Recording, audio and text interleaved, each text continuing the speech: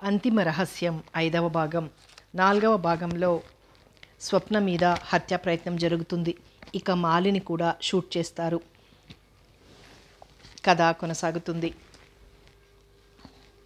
మీ అందరి దయ వలన బ్రతికి బయటపడ్డాడు అంది వ్యంగ్యంగా. ఎవరూ మాట్లాడలేదు. అది వాడి మీద హత్యా ప్రయత్నం కాదు, నా మీద అన్నాడు మున్ని. అంతా మొహమొహాలు చూసుకున్నారు కానీ ఏమీ అనలేదు. అరుణ్ మాత్రం క్రిమినల్స్ని మన మధ్య ఉంచడం మంచిది కాదని అంటూనే ఉన్నాను అన్నాడు.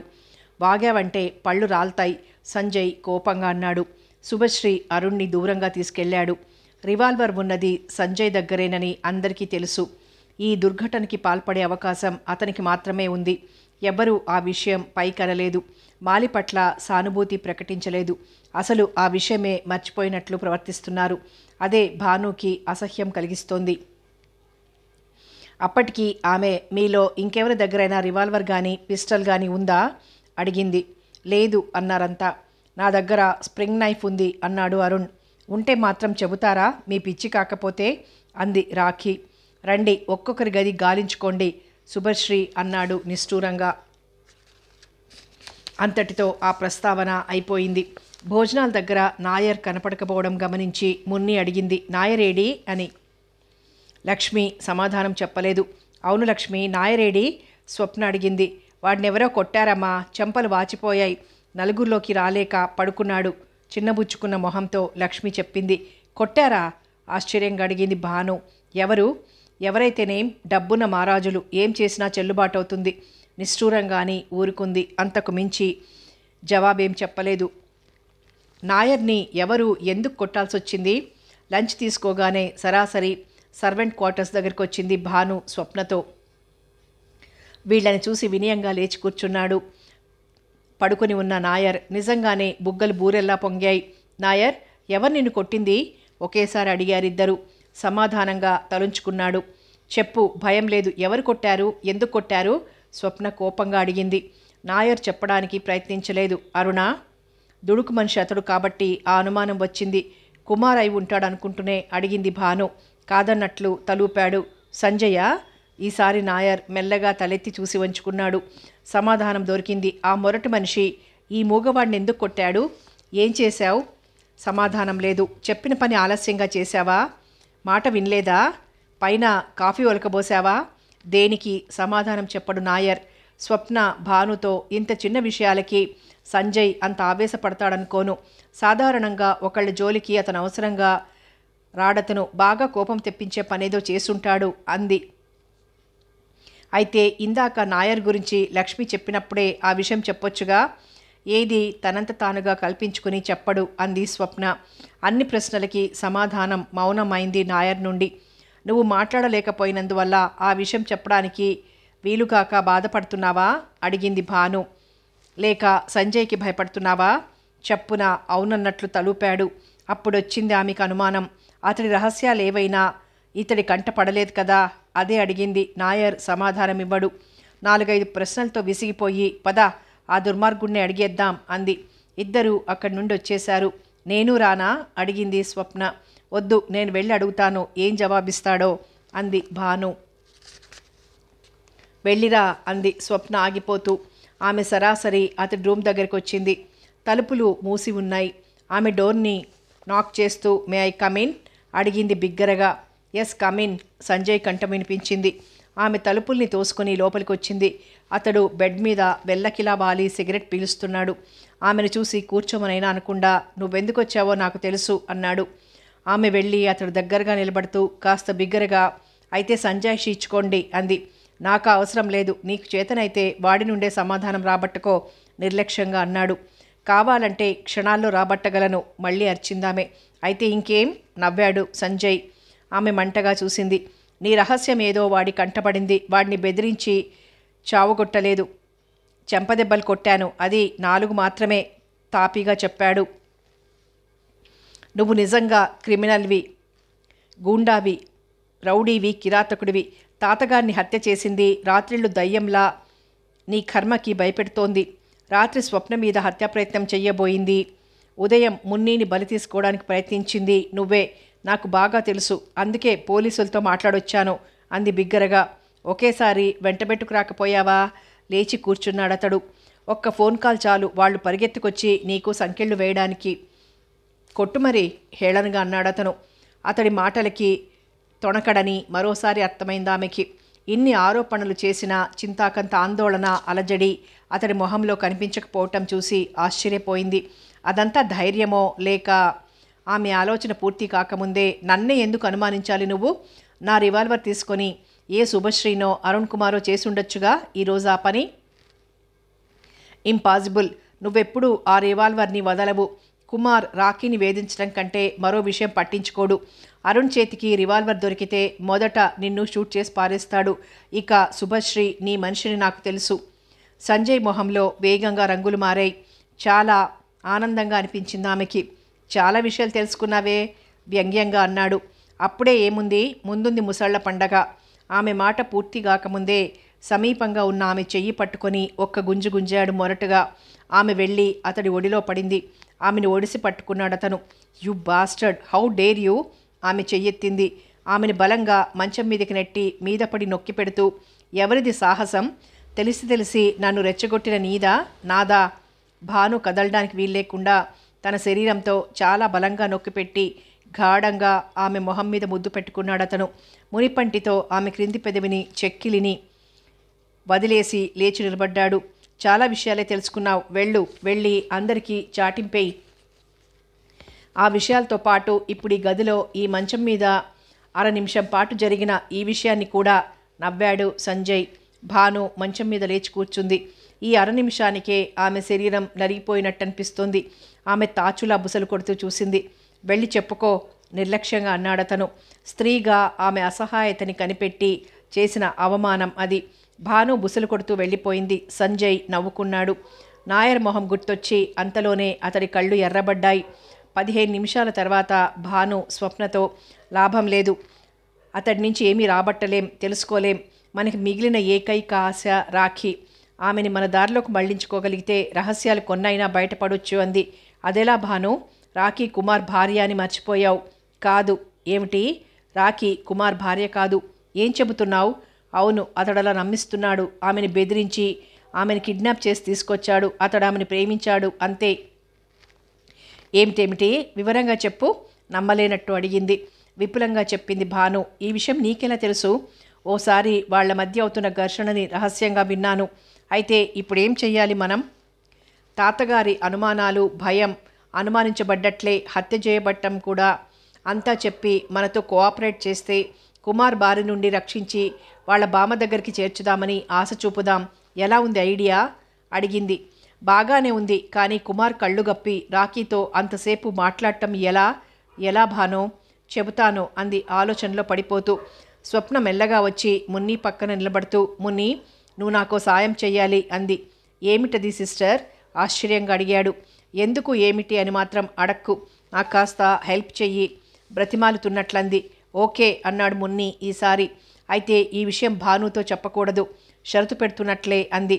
నాకు భానుకి మధ్య రహస్యాలు లేవే అనబోయి ఆగి సరే అన్నాడు. స్వప్న తల పంకించి వెళ్ళిపోయింది.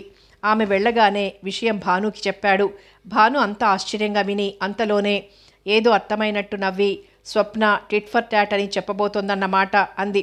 ఎవరికి? నీకే అర్థమవుతుందిలే అని ఊరుకుంది. ఇక ఆమె చెప్పదని తెలిసి మున్ని ఏమీ అనలేదు.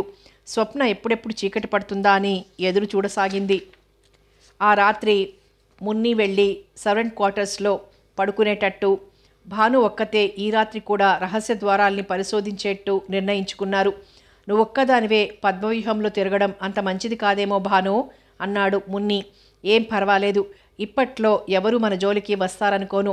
నువ్వు మాత్రం సర్వెంట్ క్వార్టర్స్ దగ్గర దయ్యం కదేంటో తేల్చుకోవాల్సిందే అంది భాను. ఓకే అన్నాడు. ఆ సాయంత్రం కాసేపు ఏదైనా ఆడుకుందామా అంటూ వచ్చాడు శుభశ్రీ. వద్దు, పాడుకుందాం వెక్కిరింతగా అన్నాడు అరుణ్. ఒంటరిగా పాడుకోవడం ఏం బాగుంటుంది? పాడుకోవడానికి జంట ఉండాలి శుభశ్రీ సందేహంగా అన్నాడు. ఈ కాలం అల్ట్రా మోడర్న్ అమ్మాయిలు అందుకు చాలా ఈజీగా ఒప్పుకుంటారు అని. మిస్ స్వప్న, నాతో కలిసి ఏదైనా పాట పాడతారా అల్లరిగా అడిగాడు అరుణ్. తొందరెందుకు, త్వరగానే పాడిస్తాను అక్కసుగా చెప్పింది స్వప్న. రివాల్వర్ పట్టుకుని ఎప్పుడూ భుజానికి తగిలించుకునే సైడ్ బ్యాగ్తో అడవిలోకి వెళ్తున్న సంజయ్ని చూశారంతా. పొద్దుపోబోతోంది, ఇప్పుడెళ్తున్నారా? అప్పుడే రాఖీతో కలిసి అడవిలోంచి వస్తున్న కుమార్ అన్నాడు. నాకేం భయం, నవ్వాడు సంజయ్. కిరాతకులకి భయాలెందుకుంటాయి? ఒక క్రిమినల్ క్రూర జంతువు కంటే భయంకరమైనవాడు అన్నాడు అరుణ్. అతడి వైపు కోరగా చూస్తూ వెళ్ళిపోయాడు సంజయ్. అతడిని ఎందుకు రెచ్చగొడతారు? ఇంకా తగ్గని ఒళ్ళు నొప్పుల్ని గుర్తు తెచ్చుకుంటూ అడిగింది భాను. అతడంటే నాకు మంట. ఎందుకు? నాకే కారణం తెలీదు. జైలుకు వెళ్ళి వచ్చిన వారిని చూస్తే నాకు అసహ్యం. అతడు జైలుకెళ్ళి వచ్చాడని మీకెలా తెలుసు? మీకు తెలీదా అడిగాడు. తెలుసు. ఎలా తెలిసింది? అందరూ అనుకుంటుంటే విన్నాను. నాకు అలాగే తెలిసింది. అరుణ్ నవ్వాడు. అంటే సమాధానం చెప్పకుండా తప్పించుకున్నాడు. ఆమె ఇంకా తెలివిగా, ఇతడెలాంటి క్రిమినల్? మర్డరరా, రేపిస్టా, డెకాయిటా అడిగింది. మీకెంత తెలుసో నాకు అంతే తెలుసు. సో మీకెవ్వరికీ లేనంత కసి ఉందతడి మీద నాకు అన్నాడు. అదే ఎందుకంట? అదే చెప్పలేను. ఆ లెక్కకు వస్తే మనిషి క్రిమినల్గా మారడానికి కారణాలు అనేకం. అంతెందుకు, హిట్లర్ అంత దుర్మార్గుడుగా మారడానికి కారణం అతడి భయంకరమైన బాల్యమేనట. చిన్నతనంలో అతడికి తల్లిదండ్రుల ప్రేమాభిమానాలు లభ్యమయ్యేవి కావట. తండ్రి అతడిని హింసించేవాడట. చిన్నతనం నుండే అతడిలో తండ్రి మీద, చుట్టూ ఉన్న మనుషుల మీద, సమాజం మీద పేరుకుపోయిన కసి, పగ పెద్దవాడయ్యాక అతన్ని నియంతగా, భయంకరమైన యుద్ధోన్మాదిగా తయారు చేశాయని తెలుసా మీకు? రాఖీ అన్నది మాటలు. అలా అని ఇతగాడికి ఏదో ఫ్లాష్ బ్యాక్ ఉందంటారా? హేళనగా అడిగాడు. అలా అని నేను అనడం లేదు. మీరు కారణం లేకుండా అతని పట్ల శత్రుత్వం పెంచుకోవడం బాగోలేదు. తనకై తానుగా సంజయ్ నీ జోలికి రాడు. మీరే అతన్ని కవ్విస్తారు. అవునా కాదా నిలదీసింది. అరుణ్ సమాధానం చెప్పలేక కోపంగా చూశాడు. తను జైలుకు వెళ్ళి వచ్చానని చెప్పుకోవడమే అతడి తప్పుగా మనం వేధించకూడదు. నిజం చెప్పినందుకు అభినందించాలి. అతడి నిజాయితీని మెచ్చుకుంటున్నావు. మరి అతన్ని చట్టానికి అప్పగించరాదు?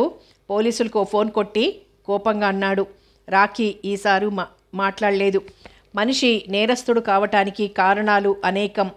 వేడిని తగ్గించే ఉద్దేశంతో శుభశ్రీ మాట మార్చాడు. మొన్నటికి మొన్న ఏమైందో చూడండి. ఓ 15 సంవత్సరాల స్టూడెంట్ కుర్రాడికి ఓ హింసాత్మకమైన వీడియో సినిమా చూశాక ఎవరినైనా చంపితే బాగుండును అనే సరదా పుట్టిందట. అతని అనుభూతి కోసం తన స్నేహితుడినే ఏదో మాటలతో మోసగించి అడవుల్లోకి తీసుకెళ్లి బ్యాట్తో తల చితక్కొట్టి చంపేశాడు. అమెరికాలో జరిగింది సంఘటన.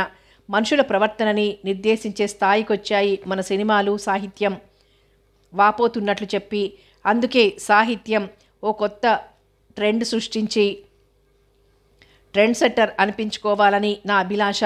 చాలా తెలివిగా సంభాషణని తప్పించేశాడు.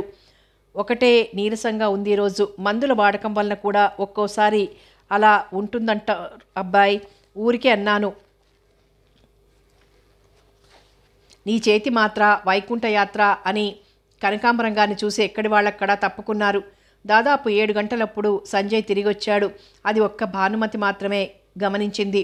ఆమెకి మెరుపులాంటి ఐడియా వచ్చింది. ఆమె గబగబా తన గదిలోకి వెళ్ళి బ్రీఫ్ కేస్ తీసింది. దాంట్లో ఉన్న సీక్రెట్ కంపార్ట్మెంట్లో నుంచి చిన్న గోళీ లాంటి వస్తువును తీసింది. దాని మీద చిన్న బుడిపే ఉంది. అది స్మోక్ బాంబ్. ఆమె మెల్లగా అడుగులో అడుగు వేసుకుంటూ సంజయ్ గది దగ్గరికి వచ్చింది. తలుపులు ముందుకేసున్నాయి. మెల్లగా నెట్టి చూసింది. లోపల అతడు లేడు. బాత్రూంలో నుండి చప్పుడు వినిపిస్తోంది. ఆమె క్షణం ఆలోచించి గోళీ మీద ఉన్న బుడిపెను నొక్కి తలుపు గడియవేసి వెళ్ళి తన గదిలో కూర్చుంది. 15 నిమిషాల దాకా ఆమె ఎదురుచూసిన గోల ఏమీ కనిపించలేదు. ప్లాన్ సక్సెస్ అయిందన్నమాట. ఆమె మెల్లగా వచ్చి సంజయ్ గది తలుపులు తీసుకుని లోపలికొచ్చింది. నేల మీద ఓ వైపు ఒరిగిపోయి కనిపించాడతను. ఆమె తలుపు మూసి బోల్టు పెట్టి అతడి దగ్గరకు నడిచింది. అతడినలా చూస్తుంటే చాలా కసిగా ఉందామెకి. తనతో తెచ్చిన టేప్ అతడి పెదవుల మీద అంటించింది. చేతులు 2 నైలాన్ తాళ్లతో కట్టేసింది. కాళ్ళు కూడా. వెచ్చని గరుకైన అతడి చెంపలు, విశాలమైన ఛాతీ చూస్తుంటే ఘాట్లు పెట్టాలనిపించింది ఆమెకి. ఏదైనా పదునైన ఆయుధంతో. కేవలం టవల్ మాత్రమే నడుముకి చుట్టుకున్న అతడిని చూస్తుంటే ఇబ్బందిగా కూడా అనిపించింది. చాలా శ్రమపడి మంచం కిందికి లాగాల్సి వచ్చింది ఆమెకు. ఇప్పుడు ఆ గదిలోకి ఎవరైనా వచ్చినా అతడు కనిపించడు. అతడికి స్పృహ రావాలంటే కనీసం 3 గంటల సమయమైనా పడుతుంది. స్పృహ వచ్చినా కాసేపు నిస్సహాయుడే అతడు. ఈ లోపల తన పని ముగించుకోవాలి. 1 షాట్ 2 బర్డ్స్ కసిగా అనుకుని తలుపుల్ని ముందుకు లాగి గడియపెట్టి కిందికొచ్చింది. అప్పటికే కింద హాల్లో అంతా చేరి ఉన్నారు, మున్ని, అరుణ్ తప్ప. మున్ని ఏడి అడిగింది భాను. ఇప్పటిదాకా ఇక్కడే కూర్చున్నాడు. అతడు అరుణ్ ఎందుకో పైకి వెళ్ళారు, శుభశ్రీ చెప్పాడు. అప్పుడు గుర్తొచ్చింది భానుకి, అక్కడ స్వప్న లేదు. మనసులో నవ్వుకుందామే. అందరూ చూస్తుండగా జరిగిందా సంఘటన. పైకి వెళ్ళిన మున్ని, అరుణ్ నవ్వుకుంటూ మెట్ల మీదికి రావడం అంతా చూశారు. మున్ని ఏదో చెబితే అరుణ్ పెద్దగా నవ్వుతున్నాడు. అతను మెట్ల దిగబోతుండగా మున్ని ఏదో చెప్పాడు. అతడు ఆగాడు. మున్ని వెనుదిరిగి వెళ్ళాడు. అతని కోసం ఎదురు చూస్తూ నిలబడ్డ అరుణ్ హాల్లో కూర్చున్న వాళ్ల వైపు చూసి నవ్వాడు. అతడి నవ్వు చాలా ఉత్సాహంగా అనిపించింది భానుకి. నిజంగా ఈయన గారేదో ప్రేమలో పడ్డాడు, గొణిగాడు శుభశ్రీ. ఉండబ్బాయ్, నీకెప్పుడూ అదో గొడవ. కనకాంబరం గారు చిరాకు పడ్డాడు. ఇంతలో హఠాత్తుగా పవర్ ఫెయిల్యూర్ అయింది. అరే, కొవ్వొత్తులు వెలిగించి పట్రామ్మా, కనకాంబరం గారు అరుస్తుండగా. ఎవరది? బిగ్గరగా అరుణ్ కంఠం. ఎవరంటుంటే మళ్ళీ అబ్బా అతడి గొంతు. ఏమైంది అరుణ్? కుమార్ ఆతృతగా అడిగాడు. సమాధానంగా అబ్బా. అరుణ్ పెద్దగా అరవడం, మెట్ల మీద ఏదో దొర్లుకుంటూ వస్తున్న చప్పుడు. అంతలో లైట్లు వెలిగాయి. భాను తప్ప అంతా కంగారు పడుతున్నారు. మెట్ల మీద నుండి దొర్లిపడింది. అరుణ్ తల బొప్పి కట్టింది. వెంటనే లేవలేకపోయాడు. కుమార్, శుభశ్రీ సాయం చేసి లేపారు. కనకాంబరం గారు నిలువు గుడ్లేసుకుని చూస్తూ ఉండిపోతే స్వప్న ఇంత మొరటుగా తన కసి తీర్చుకుంటుందని ఊహించని భాను తెల్లబోయింది. ఏమైంది, ఏం జరిగింది అంటూ పరిగెత్తుకొచ్చిన మున్ని జరిగింది విని తెల్లబోయింది. స్వప్న ఇలా చేస్తుందని అతడు ఊహించలేదు. విన్నారా, నేను చెబుతుంటే విన్నారా? నిన్న ఇలాగే నన్ను పైనుండి తోసేశారు, నిష్ఠూరంగా చెప్పాడు శుభశ్రీ. ఇది దయ్యం పనే, మీరు నమ్మరు, చూశారా? అయ్యో, ఆయన బుగ్గల మీద, మెడ మీద ఆ ఘాట్లు చూడండి, లక్ష్మి భయంగా అంది. అందరూ నిశ్శబ్దంగా ఉండిపోయారు. అరుణ్ మొహంలో కోపం, ఆవేశం. అప్పుడొచ్చింది స్వప్న. ఏమిటి గోలా అంటూ కిచెన్లో నుండి. శుభశ్రీ ఓపిగ్గా వివరించి చెప్పాడు. ఇతను చాలా క్రేజీ. ఆ దయ్యంతో ఎప్పుడో సరసాలాడాలని చూసుంటాడు. అది మోటు సరసమాడింది. ఇండైరెక్ట్గా తన ఆ పని చేసిందని అతనికి తెలియచెప్పింది. అప్పటికే అనుమానం వచ్చిన అరుణ్ మొహం అవమానంతో ఎర్రబడిపోయింది. అతను మింగలేక కక్కలేక అవస్థలు పడుతుంటే నవ్వొచ్చింది భానుకి. బలవంతంగా నవ్వాపుకుందామే. స్వప్న అంతటితో వదలక దయ్యం 10 మందిలో అవమానించినా, బాధ పెట్టినా సానుభూతి దొరకదు మనకి. ఎందుకంటే ఆ 10 మంది మనల్ని పట్టించుకునే స్థితిలో ఉండరు. సదరు దయ్యం గురించిన భయంతో మనల్ని పట్టించుకోరు. మళ్ళీ మళ్ళీ పైకి చెప్పుకోవాలన్నా మనకి సిగ్గే. రియలీ ఐ పిటీ యూ అనేసి వెళ్ళిపోయింది. ఆమె వెళ్ళిన వైపే కసిగా చూశాడు అరుణ్. ఇక అప్పుడు అతడి కంఠం వినిపించలేదా ఇంట్లో. మున్ని వెళ్ళి స్వప్నతో, ఇది చాలా అన్యాయం స్వప్న, నువ్వు ఇలా చేస్తావని తెలిస్తే నేను అసలు ఈ అవకాశం నీకు కల్పించి అతడిని నీకు దక్కనిచ్చేవాణ్ణి కాదు, నిష్ఠూరంగా కోపంగా అన్నాడు. అతడికి అలా కావాల్సిందే, తీరని కసితో కోపంగా అంది. అతడేం నేరం చేశాడు పాపం, నీకు తెలీదూరుకో. అతడికి శాస్తి కావాల్సిందే. కాస్త దురుగ్గా మాట్లాడడమే అతడు తప్ప. నిజంగా నువ్వు అతన్ని ప్రేమిస్తున్నావని, నీ ప్రేమని అతనికి నివేదించి నిజంగా అతన్ని మెట్ల మీద ముద్దు పెట్టుకుంటావని నేను నమ్మి అతన్ని నమ్మించాను. నీకు సహాయం చేయడానికి ఒప్పుకున్నందుకు బాగా బుద్ధి చెప్పావు. మున్ని రుసరుసలాడుతూ వెళ్ళిపోయాడు. విజయ్ గర్వంగా నవ్వుకుంది స్వప్న. మున్నిని పిలిచి, ఎంత ఇన్సల్ట్ చేశారు నన్ను, కోపంగా అడిగాడు అరుణ్. చప్పున అరుణ్ చేతులు పట్టుకొని, మీ మీద ఒట్టు గురుగారు, ఆ అమ్మాయి మాటలు నమ్మాను. మీ కీచులాట గురించి నాకు తెలుసు. కలహంలో నుంచే ప్రణయం ఉద్భవిస్తుందన్న విషయం మీ విషయంలో నిజమైందనుకున్నాను. ఇంత పని చేస్తుందనుకోలేదు. బాగా తిట్టి వచ్చాను. ఇందులో నా ప్రమేయం ఏమీ లేదని మీరు నమ్మాలి, దీనంగా అన్నాడు. ఇది భాను ప్లాన్ కాదా? దేవుడు సాక్షిగా కాదు గురుగారు. భానుకి ఈ విషయం ఒక్క భానుకే కాదు, నాకు, మీకు, స్వప్నకి తప్ప ఇంకెవ్వరికీ తెలీదు, నమ్మకంగా చెప్పాడు. అరుణ్ అప్పటికి కాస్త ఊపిరి ఆపినట్లయింది అరుణ్కి. లేకపోతే ఆ డెవిల్ చేసిన పనికి ఆడాళ్ల ముందు పరువు కాస్త పోదు. ఇంతకింత తీర్చుకుంటానని చెప్పు ఆ దయ్యానికి, కసిగా అన్నాడు. నేను చెప్పను బాబు, ఈసారి మెట్ల మీద నుండి నన్ను, పద్మవ్యూహం మీద నుండి మిమ్మల్ని గుడ్లు పీకి పారేసి మరీ తోసి పారేస్తుంది అన్నాడు మున్ని. మున్నిని మింగేలా చూశాడు అరుణ్. మున్ని సారీ అంటూ తల వంచుకుని గబగబా వచ్చేశాడు. తరువాత భాను నవ్వు చూస్తే మున్నీకి నవ్వొచ్చింది. ఆ రోజు డైనింగ్ హాల్లో అలవాటుకు విరుద్ధంగా అరుణ్ మౌనంగా ఉండడం, స్వప్న హుషారుగా మాట్లాడుతూ కారణం లేకుండానే పెద్దగా విజయగర్వంగా నవ్వుతూ చాలా ఉత్సాహంగా కనబడటం కనకాంబరం గారితో సహా విషయం తెలియని వాళ్ళందరికీ చాలా ఆశ్చర్యం అనిపించింది. 9 దాటినా సంజయ్ రాకపోవడంతో శుభశ్రీలు కంగారు ప్రారంభమైంది. మొదట యథాలాపంగా అన్నట్లు సంజయ్ గారేరి అంతులేరు అన్నాడు. తరువాత ఆయన అడవిలో ఇంతసేపేం చేస్తున్నట్లు, ఈసారి కుమార్ ఎప్పుడు ఇంత టైం దాకా అసలు ఆయన బయట ఉండరే, అసలే అడవిలోకి వెళ్ళటం కదా అన్నాడు. మరో అరగంట దాటిపోయింది. ఇక ఉండబట్టలేక అలా వెళ్ళి చూసొద్దామా అన్నాడు శుభశ్రీ. పదండి అన్నట్లు అతడెప్పుడు రాత్రిళ్ళు అడవిలో ఉండడు. ఏదైనా జరగరాంది జరగలేదు కదా కుమార్ కాస్త ఆందోళనగా అన్నాడు. అడవిలోకి ఇప్పుడు వెళ్తారా కనకాంబరం గారు ఆశ్చర్యంగా అన్నాడు. తప్పదు కదా బాగా ఆందోళనగా అన్నాడు కుమార్. నేను వస్తానంటూ లేచాడు అరుణ్. ఇంకొకప్పుడైతే హేళనగా మాట్లాడేవాడేమో సంజయ్ గురించి. ఉండండి కనకాంబరం గారు లోపలి గదుల్లోకి వెళ్ళి ఓ పెద్ద టార్చ్ లైట్లు 3 ఓ రైఫిల్ ఇచ్చాడు. భాను చెప్పరానంత ఆశ్చర్యంగా చూసింది. విశ్వవర్ధన్ రావు గారిది విచారంగా చెప్పి జీపులో వెళ్ళండి బాబు అన్నాడు. విశ్వవర్ధన్ రావు గారిని వాళ్లల్లో ఎవరో హత్య చేసి ఉంటారన్న నమ్మకం ఉండి కూడా సంజయ్ క్షేమం పట్ల అంత ఆదుర్దాన్ని ప్రకటిస్తున్న ఆయన మానవత్వంతో కూడిన హృదయాన్ని మనసులోనే మెచ్చుకోకుండా ఉండలేకపోయింది భాను. వాళ్ళు వెళ్తుండగా సంజయ్ గారికి ఏదైనా కీడు జరిగితే అరుణ్ గారికి పండగే.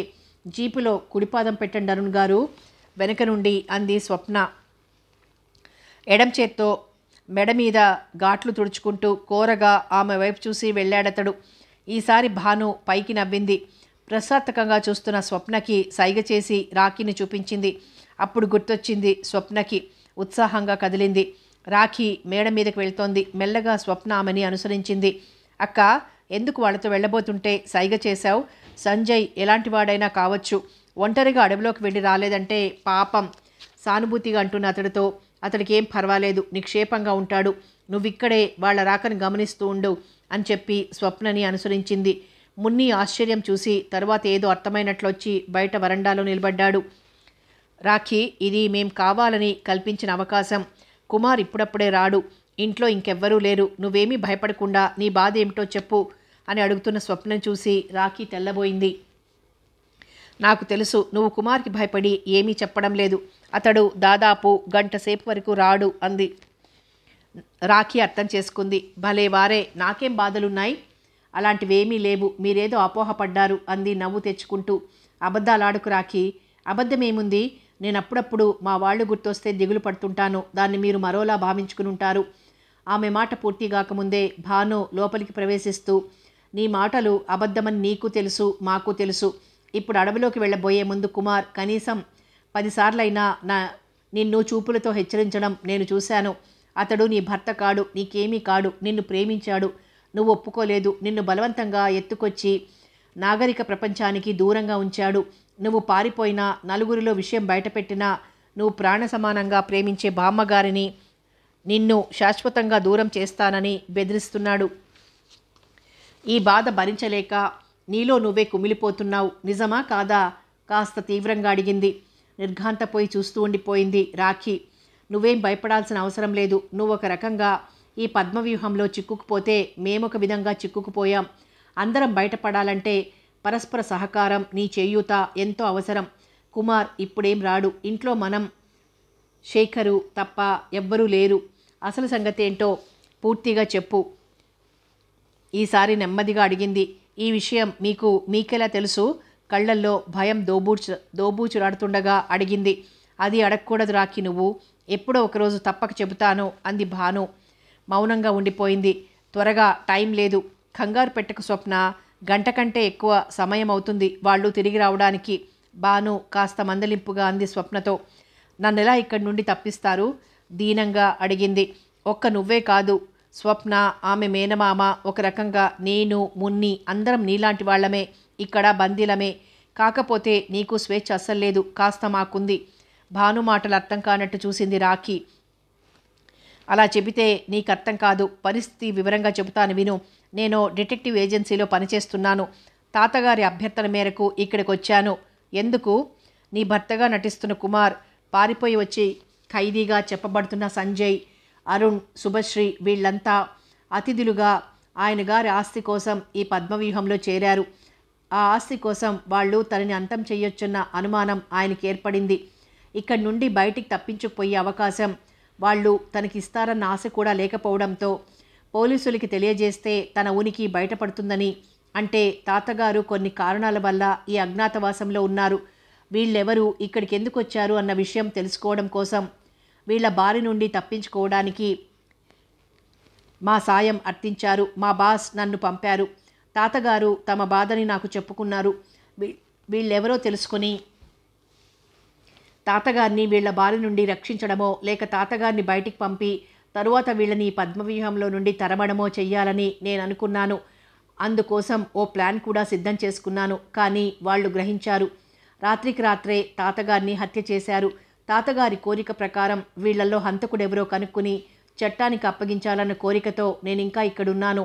వీళ్ళిక్కడి నుండి కదిలే పని పెట్టుకోలేదు. నా ఉద్దేశం ప్రకారం తాతగారి ఆస్తులు బంగారం రూపంలోనో డబ్బు రూపంలోనో ఈ పద్మవ్యూహంలో దాచి ఉండొచ్చన్న ఆశతో వాళ్ళు ఇక్కడి నుండి కదలడం లేదు. నా మీద వాళ్ళకి ఎప్పుడూ అనుమానం వచ్చింది. ఇక్కడికి రావడానికి బస్సు దిగకముందే నా మీద హత్యా ప్రయత్నం చేశారు. నన్ను భయపెట్టడానికి దయ్యాలాటలాడుతున్నారు. మున్ని మీద హత్యా ప్రయత్నం చేశారు. అది బెదిరించడానికి కావచ్చు. స్వప్న మీద హత్యా ప్రయత్నం జరిగింది. ఇలా ఆమె చెప్పుకుపోతుంటే దిగ్భ్రాంతిగా వింటూ ఉండిపోయింది రాఖీ. అలా పావుగంటలో క్లుప్తంగా అయినా విపులంగా చెప్పింది. అంతా విని అంటే వీళ్ళంతా ఒకటే అని మీ ఉద్దేశమా? అయ్యుండొచ్చు. శుభశ్రీ, సంజయ్ ఒకటే. అరుణ్కి సంజయ్కి వైరం అది మొదటి నుండి ఉండవచ్చు. లేదా ఇక్కడికి వచ్చాక తాతగారి పరిస్థితి గమనించి ఆయన డబ్బు మీద వ్యామోహంతో అంతా ఒకటై ఉండొచ్చు. ఇంకో విధంగా జరిగి ఉండవచ్చు. తాతగారి గురించి తెలిసి ఒకరి తర్వాత ఒకరుగా ఇక్కడ ప్రవేశించి ఉండొచ్చు. పనిలో పనిగా కుమార్ని నెత్తుకొచ్చాడు. వివరించి చెబుతున్నట్లుంది. ఇంత కథ జరుగుతోందా ఇక్కడ? వీళ్ళు హంతకులా? ఇద్దరూ మాట్లాడలేదు. కుమార్ రహస్యంగా వాళ్ళతో మాట్లాడడం ఒక్కసారి నేను గమనించలేదే. నన్ను వేధించడం తప్ప. ఎప్పుడైనా రాత్రిళ్ళు గదిలో నుండి లేచి వెళ్ళేవాడా? నేనెప్పుడూ గమనించలేదు. బయట అడవిలో కలిసేవాడా? రాఖీ కాసేపు ఆలోచిస్తూ ఉండిపోయి తరువాత షికారికి అంటూ బయలుదేరి తీస్తాడుగా. అప్పుడు నన్ను సెలయేటి దగ్గర కూర్చోబెట్టి కాస్త దూరం వెళ్ళొస్తాడు. బహుశా అక్కడ కలుస్తారేమో అంది. నువ్వెళ్ళవా? అతడితో తిరగడం నాకు అసలు ఇష్టం ఉండదు. కాసేపు నన్ను ఒంటరిగా వదిలినా అదే మహాభాగ్యం అనుకుంటాను కసిగా అంది. భాను ఆలోచించి లెటర్స్ లాంటివి ఏమైనా రాస్తుంటాడు టక్కునంది. అడిగితే ఫ్రెండ్స్కి అంటాడు. 2 రోజులకోసారైనా రాస్తాడు. అయితే ఉత్తరాల ద్వారా ఒకరినొకరు సంప్రదించుకుంటుంటారన్నమాట అంది స్వప్న. రాఖీ చెప్పింది. 2 రోజులకోసారి సిటీ దాకా వెళ్తాడు. నన్ను కూడా తీసుకెళ్తాడు ఒక్కోసారి. అక్కడ ఉత్తరాలు నిజంగా ఫ్రెండ్స్కి పోస్ట్ చేయొచ్చుగా అంది స్వప్న. అతడు ఎలాంటి వాడని నీ అభిప్రాయం అంది భాను. నాకు తెలిసినంత వరకు నా విషయంలో తప్ప మంచివాడే అన్న అభిప్రాయం ఉండేది. జీరబోయిందా అమ్మాయి కంఠం. మీరు చెప్పిన కథ విన్నాక అతడి పట్ల ద్వేషం అధికమైంది. తనే అడిగింది. శుభశ్రీని ఎవరు నెట్టారు? అతడే పడ్డాడా? అదే తెలియడం లేదు. అతడికై అతడుగా మాత్రం పడలేదు. మరి ఇంత క్రితం అరుణ్ని? స్వప్న నవ్వింది భాను. స్వప్న భాను వైపు ఆశ్చర్యంగా చూసింది. ఇంతలో రాఖీ అంది. నేను బాగా గమనించాను. అతడికి మీరంటే బాగా ఇష్టంలాగుంది. చంపేస్తాను అతడిని ఉద్రేకంగా అంది స్వప్న. హంతకుడు, గూండా, రాక్షసుడు తిట్టింది. కాస్త నీ స్తోత్రం ఆపు. అసలు నీకదేంటో చెప్పు రాఖీ భాను అడిగింది. మీకు తెలిసిందేగా దిగులుగా అందామే. మాకు పూర్తిగా తెలీదు. వివరంగా క్లుప్తంగా చెప్పు. తరువాత మనమంతా కలిసి ఇక్కడి నుండి ఎలా బయటపడాలో ఆలోచించుకుందాం. రాఖీ ప్రారంభించింది. పెద్ద కథేం కాదు. ఇతడు ఆగర్భ శ్రీమంతుల బిడ్డ. మాది విజయవాడ. నాకు బామ్మ తప్ప ఎవరూ లేరు. కాస్తో కూస్తో ఆస్తి ఉంది. అంటే మధ్యతరగతి కుటుంబం. కుమార్ బంధువులది మా ఎదురిల్లు. తరచూ వచ్చేవాడు. నన్ను చూసి నాతో మాట కలపాలని, స్నేహం పెంచాలని ప్రయత్నించాడు. నాకిష్టం ఉండేది కాదు. నా హద్దులు పరిమితులు నాకు తెలుసు. అదీగాక అతడి బంధువుల అమ్మాయిని అతడికి ఇవ్వాలని ఇరువైపుల పెద్దలు ఎప్పుడో నిర్ణయించారట. ఆ అమ్మాయికి ఇతడంటే చాలా ఇష్టం. ఇతడు నాకు ప్రేమలేఖలు రాయటం ప్రారంభించాడు. నాకు ఇష్టం లేదని చెప్పి ఒకరోజు బాగా తిట్టాను. నా ప్రేమ తనకి కావాలని నా వెంటబడ్డాడు. విదిలించి కొట్టాను. రోజుకో కారులో వచ్చి నన్ను ఆకర్షించాలని చూసేవాడు. నేను ఒప్పుకుంటే పెద్దవాళ్ళని ఒప్పించి, అది కుదరకపోతే ఎదిరించైనా పెళ్లి చేసుకుంటానని ఒట్లు పెట్టుకున్నాడు. నా మనసు ఊగిసలాడిన మగాళ్లను, అందులో డబ్బుండే భ్రమరాల్లాంటి వాళ్లను అస్సలు నమ్మకూడదని చాలా బెట్టుగా ఉండేదాన్ని. నా వెంటబడేవాడు, ప్రాధేయపడేవాడు, వేడుకునేవాడు. నేను లొంగలేదు. చివరికి బెదిరింపులకి దిగాడు. కళ్ళ నీళ్లు తిరిగాయి రాఖీకి. దానికి నేను లొంగకపోవడంతో 3 నెలల క్రితం ప్రాక్టికల్ ఎగ్జామ్ నుండి తిరిగొస్తుండగా బామ్మకి హార్ట్అటాక్ వచ్చిందని, హాస్పిటల్లో ఉందని చెప్పి నమ్మించి కారులో ఎక్కించుకుని ఇలా తెచ్చి ఈ అడవిలో పడేశాడు. ఇంక ఆపుకోలేక వెక్కి వెక్కి ఏడ్చింది. చాలా జాలనిపించింది ఇద్దరికీ. ఆమె ఏడుపు ఆగాక తరువాత అడిగింది స్వప్న. ఇంకేముంది, పెళ్లికి ఒప్పుకోమని ఒకటే పోరు. మీకు తెలుసుగా, ఈ విషయం బయట పెడితే మా బామ్మకి శాశ్వతంగా దూరం చేస్తానని బెదిరిస్తాడు. మా బామ్మ ఎలా ఉందో, పరువు ప్రతిష్టలంటే ప్రాణం. పైగా నేను రాసినట్టు, నేను ఇష్టంగా ఇతడితో లేచిపోయి వచ్చినట్లు లెటర్ రాశాడట. అసలు బామ్మ బ్రతికుందా అని నాకు డౌటు.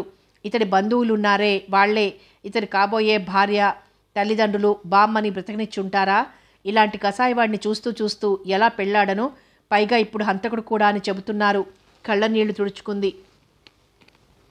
అతడు నీతో అసభ్యంగా బాను అడగాలనుకుని ఎలా అడగాలో తెలియక సందేహిస్తున్న విషయాన్ని స్వప్న అలా అడుగుతూ అసంపూర్తిగా ఆగిపోయింది. తల అడ్డంగా తిప్పుతూ ఇంతవరకు లేదు అంది. అంతవరకు మంచివాడే అంది భాను. ఏం మంచి? బయట ప్రపంచంలోకి వెళ్ళి 3 నెలలు ఇతడితో గడిపి పవిత్రంగా ఉన్నానంటే ఎవరైనా నమ్ముతారా? ఇక ఎంతో కాలం ఇతడిలా నా జోలికి రాకుండా ఉంటాడని నాకు నమ్మకం లేదు. క్రమంగా మొదటి రోజుల్లోని ప్రవర్తన మారిపోతోంది. అతడి నిగ్రహం క్షీణిస్తోంది. ఏ రోజో బలవంతంగా అని కళ్ళనీళ్లు పెట్టుకుంది రాఖీ. ఇద్దరికీ చాలా బాధ అనిపించింది. నిజంగా నిన్ను ప్రేమిస్తున్నాడేమో రాఖీ అంది స్వప్న. అయినా అతడంటే నాకు అసహ్యం. అందంగా ఉన్నాడుగా.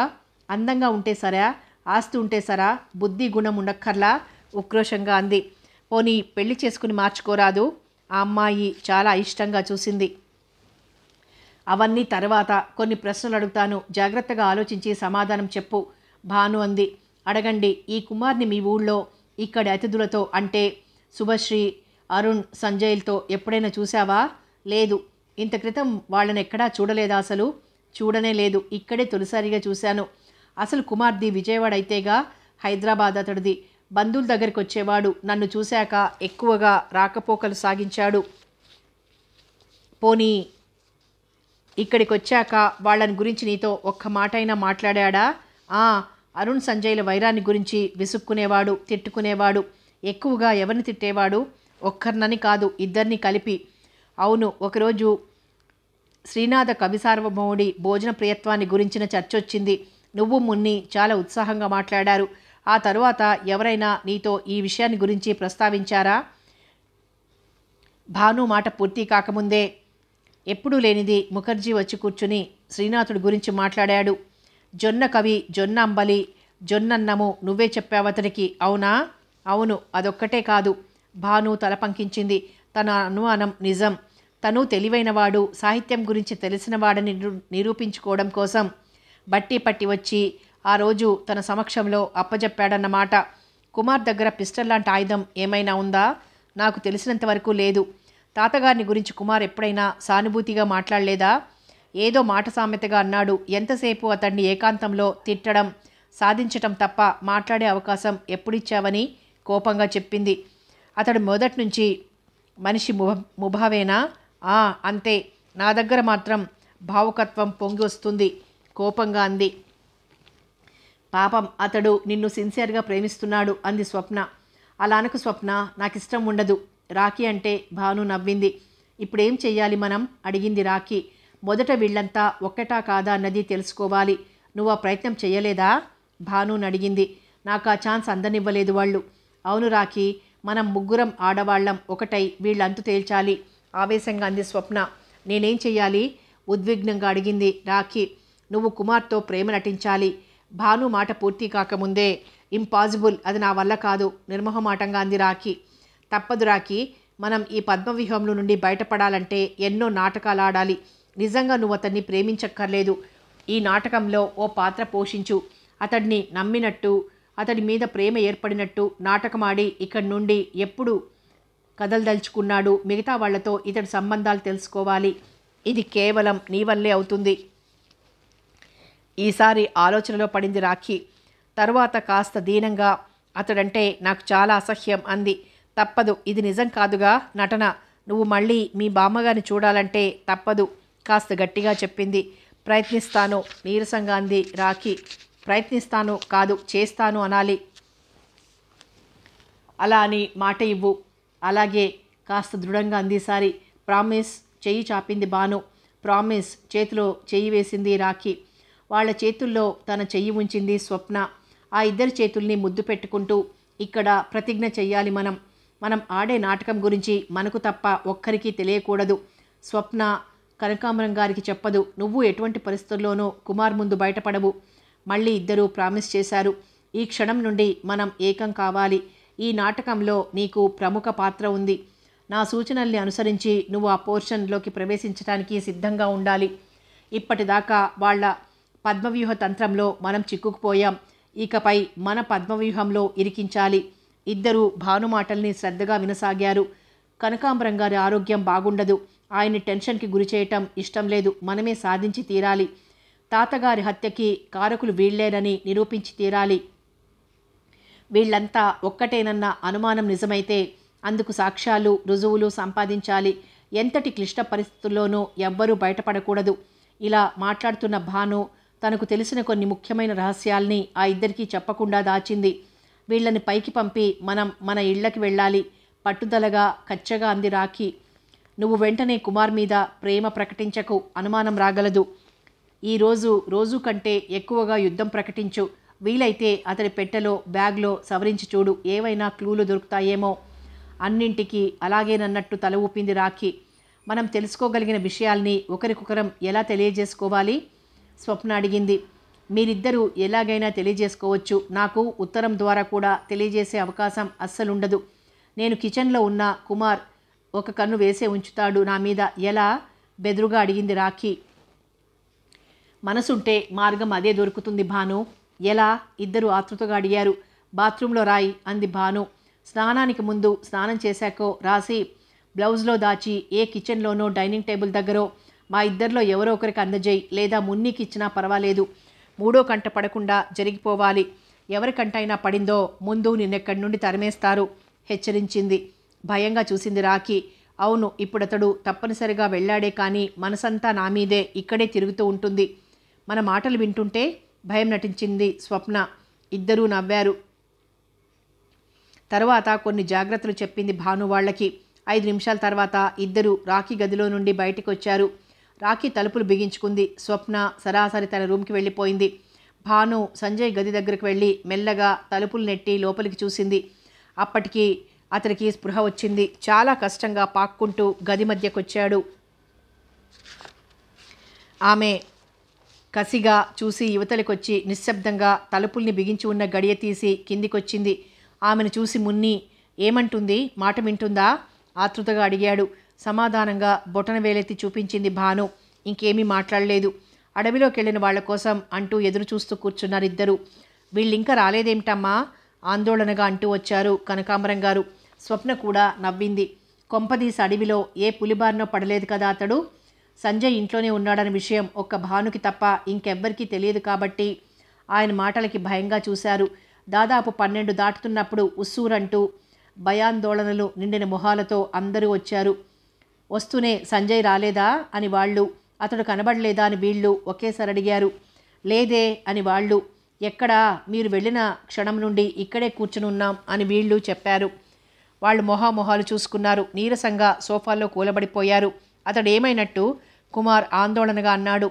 అంతకు తక్కువ స్థాయి ఆందోళన ఏమీ కనబడలేదు అరుణ్లో కూడా. శుభశ్రీ సంగతి సరే. అలాంటి పరిస్థితుల్లో రాఖీ ఎక్కడా అని అడగడం మర్చిపోలేదు కుమార్. మీరలా వెళ్ళగానే అడవిలోకి వెళ్ళిపోయింది మున్ని చెప్పాడు. కుమార్ ముఖంలో కాస్తంత నిశ్చింత కనిపించింది. మరో అరగంట సేపు అదే ఆందోళనతో అక్కడే కూర్చున్నారు. శుభశ్రీకి వచ్చింది మొదట అనుమానం. మనం ఏ డైనింగ్ హాల్లో ఉన్నప్పుడు అతడు తిరిగి వచ్చి తన రూమ్లోకి వెళ్ళిపోలేదు కదా, డిన్నర్ తీసుకోవడానికైనా రాడా కుమార్ సందేహంగా అన్నాడు. అనుమానం ఎందుకు, వెళ్ళి చూస్తే పోలా? అరుణ్ విసుగ్గా అన్నాడు. మొదట లేచింది అరుణే. అంతా కదిలారు. శుభశ్రీ అనుమానం నిజం కావడమే కాదు, బోనులో బంధింపబడిన బెబ్బులిలా కాళ్ళు చేతులు కట్టివేయబడి మూలుగుతున్నాడు సంజయ్. అతన్నలా చూసి భాను తప్ప అంతా నిర్ఘాంతపోయారు. అయితే వాళ్లకంటే ఎక్కువ దిగ్భ్రాంతి ప్రకటించింది భాను. ఏమిటది? ఏమిటి వింత? ఎవరిది సాహసం చేసింది? ఎంత ధైర్యం? అతడి కట్లు విప్పారు. నిప్పులు కక్కుతూ చూడటం తప్ప సంజయ్ ఏమీ మాట్లాడలేదు. ఈ పని చేసిందెవరో నాకు తెలుసు. చాలా త్వరగా రివెంజ్ తీసుకోక మానను. అందరూ మర్యాదగా బయటికి నడవండి. ఒక్కరికి నోరెత్తే అవకాశం ఇవ్వకుండా కర్కశంగా అన్నాడు సంజయ్. వాటే పీటీ, తనలో తను అనుకుంటున్నట్లుగా పెద్దగా అంటూ బయటికి నడిచింది భాను. ఏ దయ్యం పనో కాదు కదా అంటూ ఆమె వెనకాలే వచ్చాడు మున్ని. అందరూ ఎవరి గదుల్లోకి వాళ్ళు వెళ్ళిపోయారు. కథ కొనసాగుతుంది.